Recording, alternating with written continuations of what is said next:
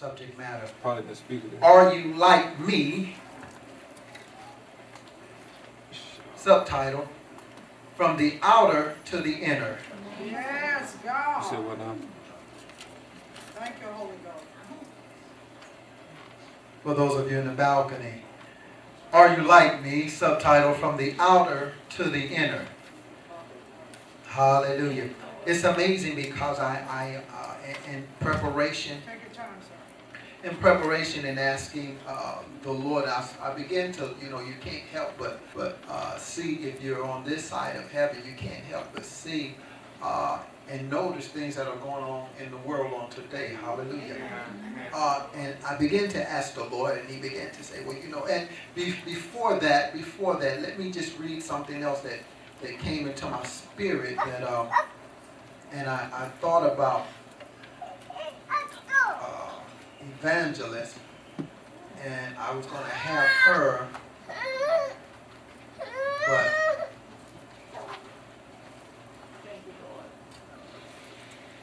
Psalms 91.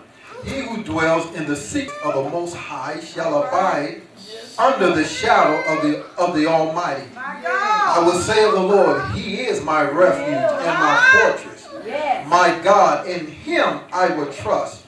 Surely He shall deliver you from the snare of the fowler and from the perilous pestilence. He shall cover you with His feathers, and under His wings shall take refuge. You shall take refuge. His truth shall be your shield and buckler. You shall not be afraid of the terror by night, nor the arrow that flies by day, nor the pestilence that walks in the darkness, nor of the destruction that lays waste at noonday. 1,000 fall at your side, and 10,000 at your right hand, but it shall not come near you. Glory. But it shall not come near you. Only with your eyes shall you look and see the reward of the wicked. You're going to see Konanama. Thank you, I Lord. began to ask the Lord, I said, well, Lord, what would you have me to say to your people? And you must understand that it's amazing because where we are now, hallelujah, where you and I find ourselves in this place, hallelujah, this dispensation, we are here in this world, but we're not of this world. And what we must choose to begin to understand, believer, you and I, that where we are, if we just stand and understand, there are some things, certain things that the Lord will require from you and I, if we only choose to do it, be obedient, and then by the faith believe that it can happen. Come on, Pastor. Well, Pastor, because you must understand, see, God is doing some things because He's allowing the enemy to think that he's gaining ground on you.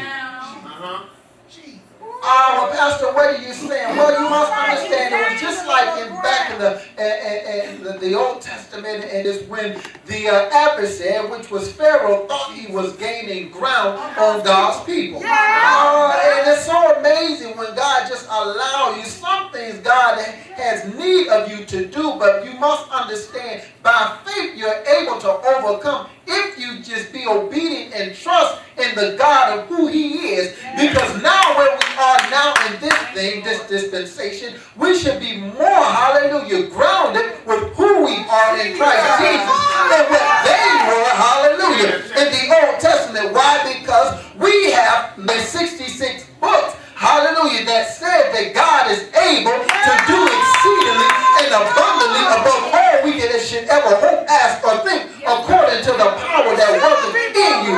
What is it that is working in you? Hallelujah. Are you like me? From the outer to the inner. Well, Pastor, what are you talking about? Because you must understand that in the Old Testament, it was about the outer image of God, because I didn't hear nobody. It was the outer image of God, because why? Christ had yet came on the scene. So as a symbolism, what was being used, because God was saying, you must understand the adversary think that he's getting a strong and a foothold on my people. But not so. But you must understand, sometimes the Lord must use and have us lay as pawns, so the enemy can reveal his strategy more and more. Hallelujah. When he reveals his strategy more, it's easier to take the enemy down down when you know what he's planning.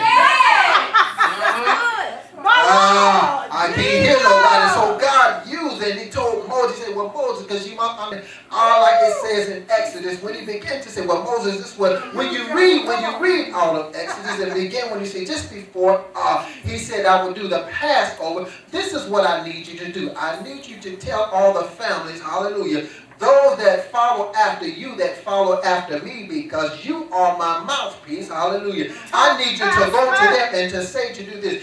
Grab yourselves unblemished lambs, hallelujah, and slaughter them, cut them, and take hyssop, hallelujah, which is the ceremony. He took the branch, hallelujah, and he dipped it in the basin with the blood, because he let the blood, and then the lintels of the blood post, the post, on the homes, and lay my blood across.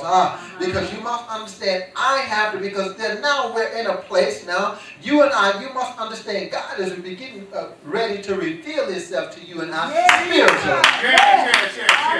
Pastor, what are you saying? Well, if you hear it and you find and you listen what's going on in the spirit realm, this is becoming absurd things what are happening now. We're having the threat and the rumors of war, and not only that, our very lively beings now, hallelujah.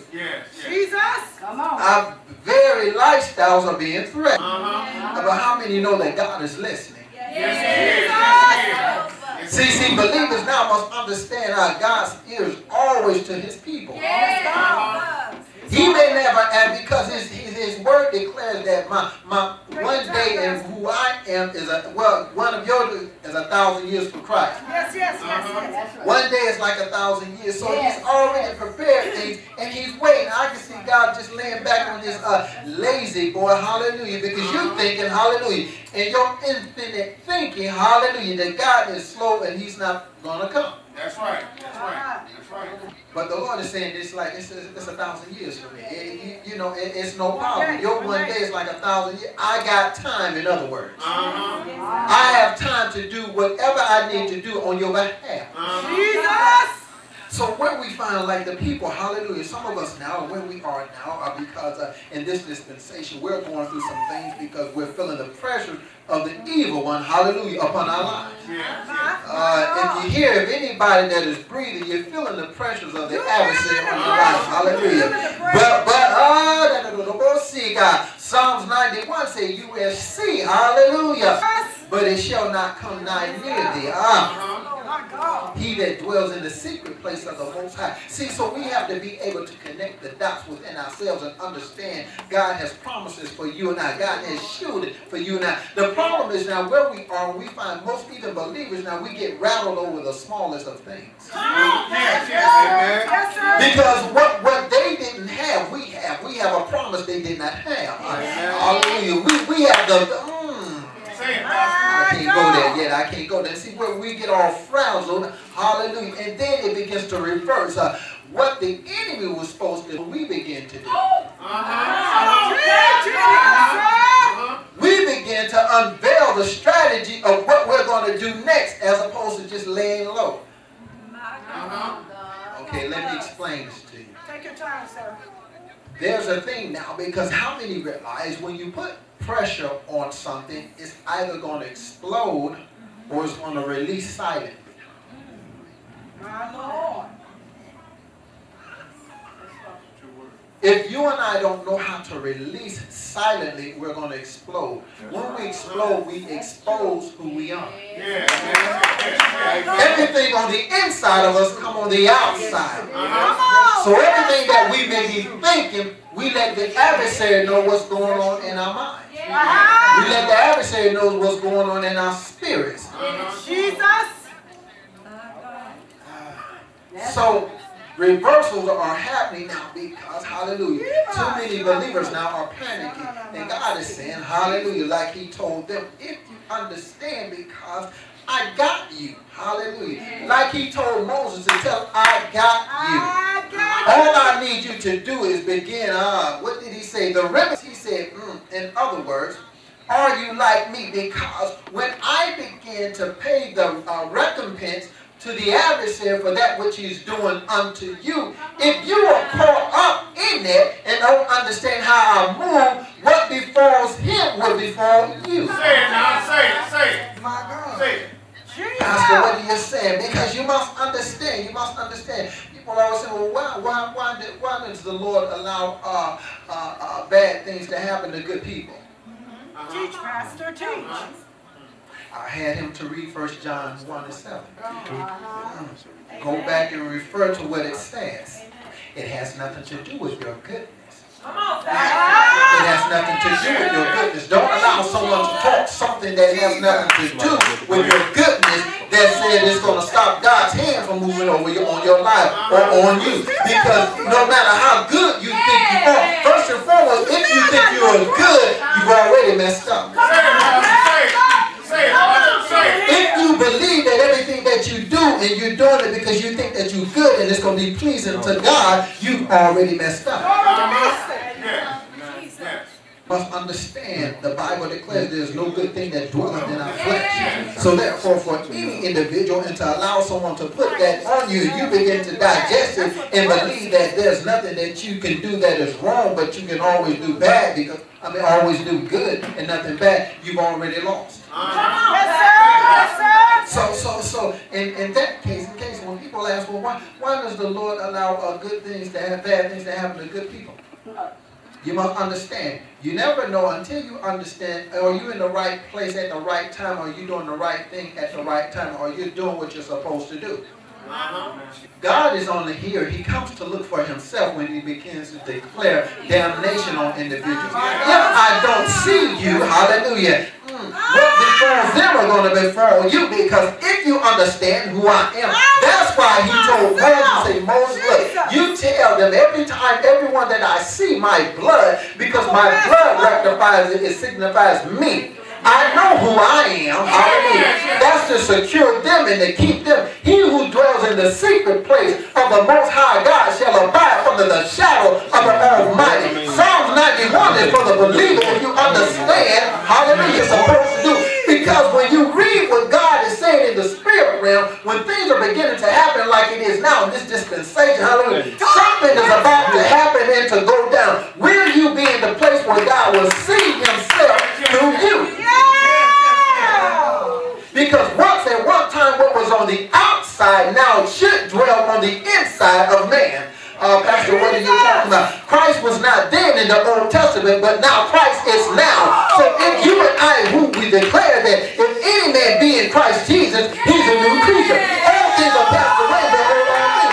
There's no longer that I'm the blood on the outside of me, my home, because the blood now is in me. Why? Because he who dwells, hallelujah, in the secret place, my secret place is in here now, and it's not on the outside, because there's no more need for the priest to go in, hallelujah, and make a sacrifice for you and I, hallelujah, because he was only man and only flesh. I can't hear nobody, and there's no good that a priest can do, because there's no good in the flesh. So because of now what Christ has done, Christ is now the new blood, and now that's why you must understand everything ties together now. When we take communion, this is my blood, this is my body. That which you eat and you drink, you do it unto me. Hallelujah. It's a symbolism. So therefore, what was once on the outside, I got an echo, I need it out. What was on the outside now is on the inside of man. Now, are you like me? See, because you must understand the thing about what he was doing when he said about what the hour passed by, and everyone that has my blood is saying, okay, and you must understand. Jesus. You know, you must understand, it, because of my blood says who I am, and it calls out to me. Pastor, what are you saying? Cain and Abel. When Cain killed Abel, Abel's blood went into the ground. Now I said, I heard his blood cry out to me. Because the blood, because his blood is who I am. And even when you think that you're doing something and I don't see it, his blood began to speak to God. And he knew he was no longer living. My God. That's good. So he says, so where we are now, get this echo out of here. What he was saying, now he said, well, Moses, you tell him to do this. Because we always hear you saying about, and I know he was talking about the the firstborn. Yes, sir. But you must also understand what the Lord was saying, even as it applies now, it's applicable to us now. Uh-huh. It's not about, it's the symbolism now, because where we are and what we are under now, we have these rumors of things that are going on. And see, the thing about this, when believers must understand, when you hear the rumors of things that are about to happen, Psalms 91 says, don't get frazzled, because when you get frazzled, you're exposed to the adversary, the plans of the Father. All right now, come on. My God. Pastor, well, how is that possible? Well, when you go and you allow yourself to be open, or you begin to panic, and then you run back to that. To be open. Then you run back to that, shall I say, dare I say, you run back to that soothsayer. Come on. You try to counter what you hear on Sunday and then confirm it on Monday with a soothsayer. Because when he said faith isn't where it's supposed to be, and you really get catch, and you was like, I just want to be certain, as opposed to coming back and asking one of your leaders or somebody, hallelujah, in the body of Christ, you go to a soothsayer to try to have them to confirm what you heard on Sunday. When you begin to do that, believer, now you open up the strategy to the enemy, what is about to happen in the spirit realm concerning God. Say it now. Jesus. See, everything y'all must understand. Then you wonder now. Then you wonder why when you go to seek God and asking certain things, you don't open up doors now. Hallelujah. That you never should have opened up. Because if you stayed and you believe and you understand by faith, God said, "Oh, I got you. I got you." What's happening has to happen. It has to come to pass. Because you must understand the adversary, God always has to allow the adversary to think that he has the upper hand on him. Always he has to see the adversary is so cuckoo in the head that he can't see that none of what he's doing, he's being used, and he's just walking in right inside God's plan. Right. But then again, when you have those, hallelujah, those believers, that's neither hot or cold. That's playing in the lukewarm field. And because they're playing in the lukewarm field, that's why they will hear what they get on Sunday, and then by Monday they'll go to that the tarot card reader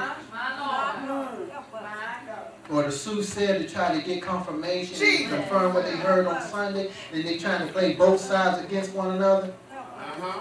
And depending on what sounds good, that's what they're going to go with.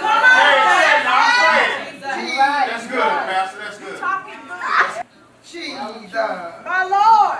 Oh, that sounds, okay, because I thought, now they done went back into what they thought, because now it's appealing to that flesh. I thought something was wrong, because, I was thinking Pastor wasn't talking about that. So this, what are you talking about? So now you're in agreement with that thing. You done discarded what the word of the Lord says spoke to your leaders. Right, and then try to act like prayer don't work. Stop it. Now you're in agreement with what you done went to, so now you're going to start operating that way. Come on. Why is it quiet? Good God, it's so quiet. So it's amazing. And then we move over and what happened and why does God allow? It's not God that allows things. See what the thing is when you hear people say that, why does God allow bad things to happen to good people? See, no, please. Do you really know what that person was into? If the truth be told, do you really know? You're trying to defend something that you don't know anything about. You're trying to defend somebody because what you see on the outside, you're not even saved, so you don't even understand. It's not about their goodness because that is in them. So that statement should never be made, even especially by a believer. That's right. Yes. Why does God allow bad things to happen? That should never come from a believer. Because first and foremost, they must understand there's no good thing that dwelleth in this flesh. That's something spiritual that is going on with them that happened and why it happened. You don't open some doors. Amen. See, so we must understand because God is saying, are you like me? If you're like me, you have to be doing things just like me. I have to see myself in you. That's true. That's true. Because what what once was on the outside now should dwell in everybody that's in here from the sound of my voice, because in this dispensation, if you say you're a child of the Most High God, that means Christ dwells within you. And it was now there's no more propitiation. He is the propitiation between where we are in heaven. Because he's the go in between. Because on our own we can't do anything. You must see his son Christ Jesus. And when he does that, so now when he does that, when we may find ourselves in a situation that we don't know how to get out of, but we're standing with saying, when we begin to plead the blood, we begin to say something about the blood of Jesus. There's something about, like it says in Ecclesiastes 7:20, but God is in our eyes is not the same. In God, well, read Ecclesiastes 7. Ringing. Yeah, this.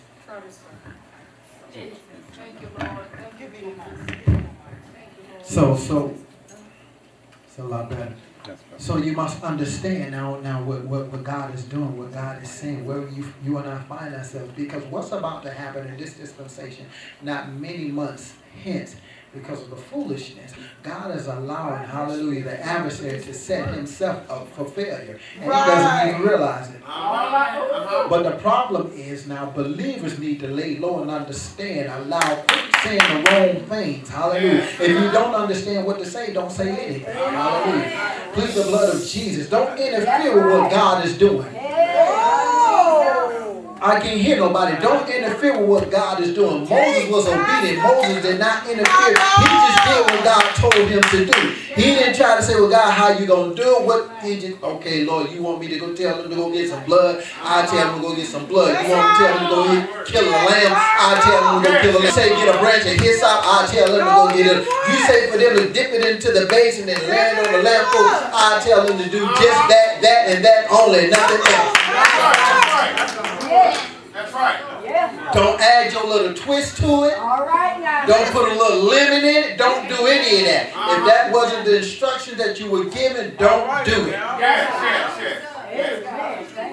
Now you teaching good. Because anything that is altered from what the word of the Lord says for you to do is not God. It's you. You think you can make it better because you think God didn't know to do that. So you want to put your spice in. Okay? When you put your spice, no longer God. It's no longer like him. He does not see himself any longer. My God, my God. He does not see himself any longer. So it's no more of the outer. It stays on the outer to the outer. It doesn't go from the outer to the inner because you've changed the dynamics of what God told you to do. That's right. All right now. My God, my God. So when the dynamics change, the situation and the circumstances changes. My Lord. And I'm almost done, man and woman of God, but we must understand where we are and what God is acquiring and asking us to do, because now you must understand. If you open up with your spiritual eyes what is about to happen, hallelujah, just be obedient. Read Psalms 91. If you don't know anything else, read Psalms 91 and continue reading that until it gets in the inside and the ingrained. Continue to read that because God is about to show, because you must understand he has to give the enemy the opportunity to think that he has the upper hand. That's a word. He has to do it. That's part of his strategy. That's part of his plan. But he's giving you protection. Psalms 91 is your blood on the doorpost. Psalms 91 is our blood on the doorpost. Amen. So when that begins to, hallelujah, when the wind, hallelujah, begins to blow of destruction, and believe it's going to happen. It's going to happen. When that wind begins to blow of destruction, you better have, and everybody that you know, hallelujah, that belongs to him, hallelujah, better begin to speak that Psalms 91 and allow it to be ingrained and engrafted within you. If you got to print it out and put it in your home and begin to repeat it. Tell it to your children. Because you must understand, God is not a respecter of persons. If you caught on the outside, and that's not a physical outside, it's a spiritual.